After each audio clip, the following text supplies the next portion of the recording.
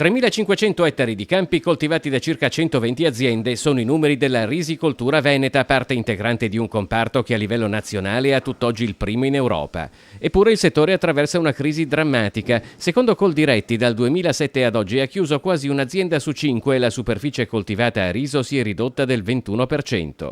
Sul banco degli imputati ancora una volta la concorrenza agguerrita dell'Estremo Oriente. Nel solo 2014 l'azzeramento dei dazi ha fatto schizzare le importazioni di riso dalla sola Cambogia del 360%, prodotti privi di tracciabilità e con costi di produzione inimmaginabili in Europa. Oggi è il giorno della protesta in Veneto come nel resto d'Italia contro una concorrenza sleale che immette sul mercato prodotti dalla scarsa tracciabilità. Io spero anche che sia questa un'occasione per ricordare che a livello nazionale si debba lavorare di più sulla tracciabilità e sull'etichettatura obbligatoria e dall'altro, lasciatemelo dire, magari impiegare le forze di polizia piuttosto che rincorrere pensionati nei vigneti a cacciare le merci che vengono da fuori, che sono delle autentiche porcherie.